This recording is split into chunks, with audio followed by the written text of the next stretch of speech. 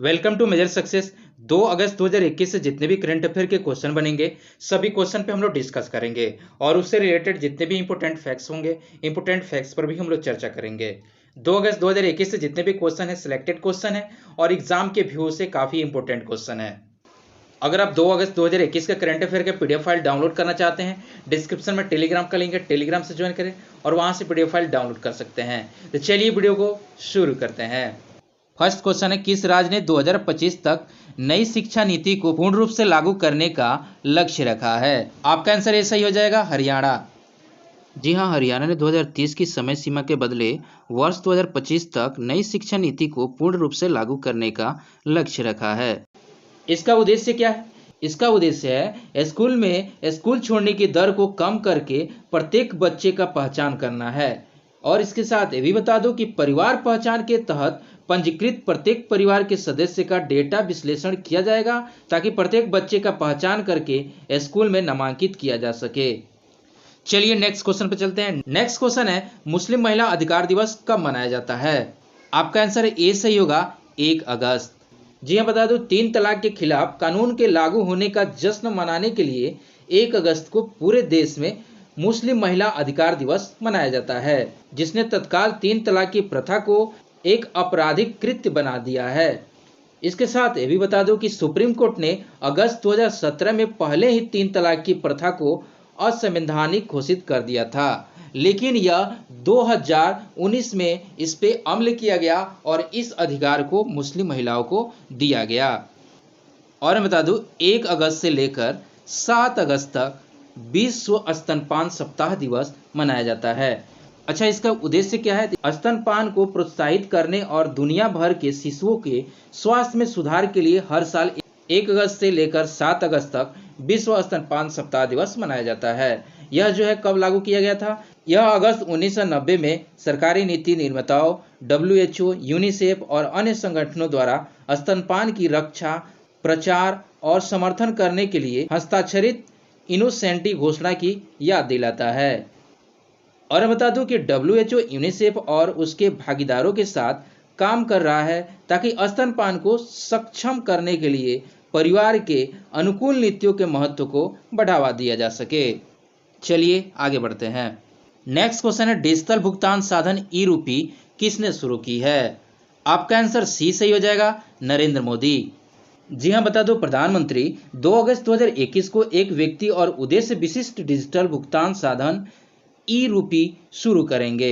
ई रूपी पहल जो है सरकार और लाभार्थी के बीच संपर्क को सीमित करने के लिए वर्षों से शुरू किए गए कार्यक्रमों में से एक है। यह सुनिश्चित करेगा कि लाभ लक्षित और लीक प्रूफ तरीके से अपने इच्छित लाभार्थी तक पहुंचे। चलिए नेक्स्ट क्वेश्चन पे चलते हैं। नेक्स्ट क्वेश्चन है, इसरो उड़ाना किस खेल से संबंधित है? आपका आंसर बी सही होगा, क्रिकेट। जी हाँ, बता दूं श्रीलंका के तेज गेंदबाज इसरो उड़ाना ने तत्काल प्रभाव से अंतर्राष्ट्रीय क्रिकेट के संन्यास की घोषणा कर दी है। और उड़ाना ने अपने 12 साल के अंतर्राष्ट्रीय करियर में श्रीलंका के लिए 21 वनडे और 35 T20 मैच खेले। और बता दो बाएं हाथ के इस तेज गेंदबाज ने 18 वनडे और 27 T20 विकेट हासिल किए। श्रीलंका के लिए कोलंबो में भारत के खिलाफ दूसरे T20 मैच में खेले थे। चलिए नेक्स्ट क्वेश्चन पर चलते हैं। नेक्स्ट क्वेश्चन है, किस राज्य ने अगस्त 2021 में प्रति मिलियन लोगों पर टीकाकरण की स्थिति में देश में शीर्ष स्थान हासिल किया है? आपका आंसर बी सही हो जाएगा, गुजरात। जी हाँ, बता दूं कि राज्य में 10 लाख की आबादी के मुकाबले अब तक 5,17,000 लोगों को टीका लगाया जा चुका है। राज्यव्यापी टीकाकरण अभियान के तहत राज्य में अब तक जो है 3.32 करोड़ से अधिक टीकाकरण किया जा चुका है। ये मैप में रहा आपका गुजरात। इसकी राजधानी गांधीनगर है। मुख्यमंत्री विजय रूपानी है। राज्यपाल जो है आचार्य देवव्रत हैं। जिलों की संख्या देखें तो 33 है और लोकसभा सीटें 26 तथा राज्यसभा सीटें 11 है। चलिए नेक्स्ट क्वेश्चन पे चलते हैं। नेक्स्ट क्वेश्चन है, हाल ही में किस राज्य ने उपभोक्ताओं के लिए बिजली दरों में 37 पैसे प्रति यूनिट की कमी की घोषणा की है? आपका आंसर ए सही हो जाएगा, हरियाणा। हरियाणा में 37 पैसे प्रति यूनिट जो है कटौती की घोषणा कर दी गई है और यहाँ पे करीबन 10 करोड़ रुपए जो है प्रति माह राहत भी मिलेगी और 46 पैसे प्रति मिनट औसत की बिजली खरीद लागत में पर्याप्त कमी हासिल करने को मिलेगी। हरियाणा की राजधानी चंडीगढ़ है। ये रहा आपका मैप में हरियाणा। इसकी राजधानी चंडीगढ़। और मुख्यमंत्री की बात करें तो मनोहर लाल खट्टर हैं। राज्यपाल बंडारू दत्तात्रेय हैं। लोकसभा सीटें 10 और राज्यसभा सीटों की बात करें तो 5 है। अगर बात करें राजकीय पशु की तो काला हिरन हरियाणा की राजकीय पशु है। चलिए नेक्स्ट क्वेश्चन पे चलते हैं। नेक्स्ट क्वेश्चन है, केंद्र सरकार का राजकोषीय घाटा जून 2021 के अंत में पूरे साल के बजट अनुमान का कितना प्रतिशत था? आपका आंसर ए सही हो जाएगा, 18.2%। देखा जाए जून 2021 के अंत में तो केंद्र सरकार का जो राजकीय घाटा है 2.4 लाख करोड़ रुपए या पूरे बजट का 18.2% था। जून 2020 के अंत के राजकीय घाटा की बात करें तो 2020 से 21 की बजट की अनुमानित जो घाटा था लगभग 83.2% था।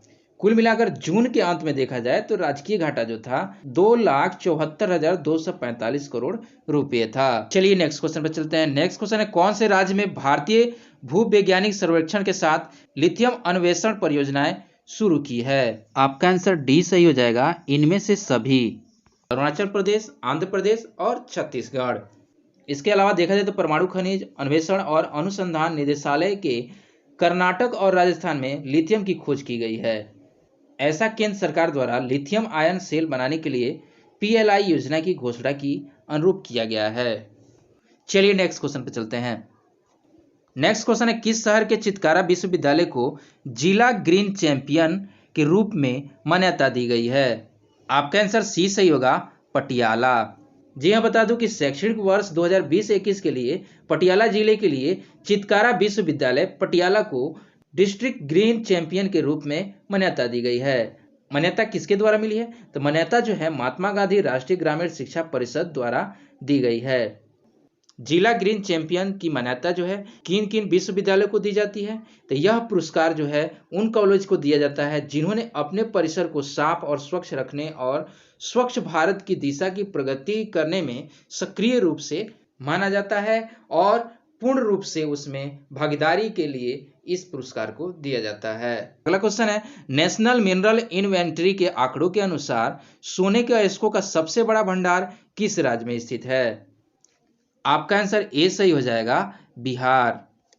जी हाँ, देखा जाए तो नेशनल मिनरल इन्वेंटरी आंकड़ों के अनुसार 1 अप्रैल 2015 तक भारत में लगभग 501.83 मिलियन टन स्वर्ण अयस्क का भंडार था। इसमें 17.22 मिलियन टन जो है रिजर्व कैटेगरी में और बाकी को रिसोर्स कैटेगरी में रखा गया। स्वर्ण अयस्क का सबसे बड़ा भंडार जो है बिहार में ही स्थित है और इसके बाद राजस्थान, कर्नाटक, पश्चिम बंगाल, आंध्र प्रदेश और झारखंड का स्थान है।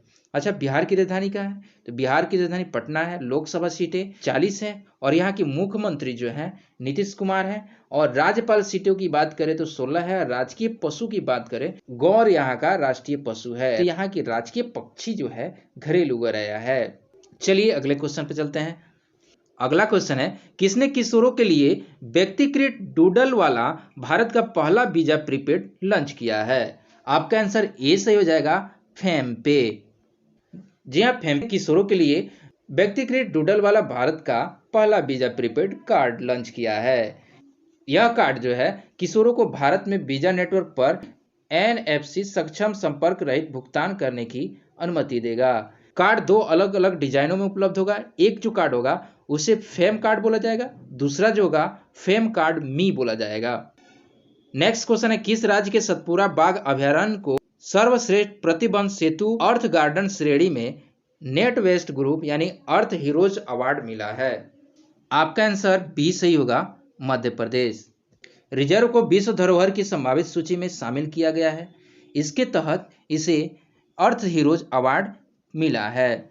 अगर बात करें होशंगाबाद जिले में सतपुरा बाघ अभयारण्य की, तो ये जो है 2130 वर्ग किलोमीटर क्षेत्र में फैला हुआ है और यह दक्कन और भौगोलिक क्षेत्र का हिस्सा है। यह देश की सबसे पुरानी वन संपदा के नाम से भी जाना जाता है। ये रहा आपका मैप में मध्य प्रदेश और यहाँ के मुख्यमंत्री जो है शिवराज सिंह चौहान है। राज्यपाल जो है मंगू भाई छगन भाई पटेल हैं। जिलों की संख्या अगर देखा जाए मध्य प्रदेश में तो जिलों की संख्या 52 है। चलिए नेक्स्ट क्वेश्चन पर चलते हैं। पिछले वीडियो का क्वेश्चन था, भारत के पास कितना मिलियन टन स्वर्ण अयस्क का भंडार है? आपका आंसर सी सही हो जाएगा, 500 मिलियन टन। जी हाँ, बता दूं कि नेशनल मिनरल इन्वेंटरी के आंकड़ों के अनुसार देखा जाए तो 1 अप्रैल 2015 तक भारत में 501.83 मिलियन टन स्वर्ण जो था भंडार के रूप में था। चलिए आगे बढ़ते हैं। क्वेश्चन फॉर यू, आज के लिए आपका क्वेश्चन है, हाल ही में किस राज्य के पहले आर्किड संरक्षण केंद्र का उद्घाटन किया गया है? इसका आंसर आप कमेंट बॉक्स में लिख सकते हैं और इससे रिलेटेड जितने भी इंपॉर्टेंट फैक्ट्स आपको मालूम है, इंपॉर्टेंट फैक्ट्स लिखना ना भूले। ऐसे ही वीडियो पाने के लिए हमारे चैनल को सब्सक्राइब करें, लाइक करें और शेयर करना भूले। मिलते हैं अगले वीडियो में, आज के लिए इतना ही। जय हिंद, जय भारत।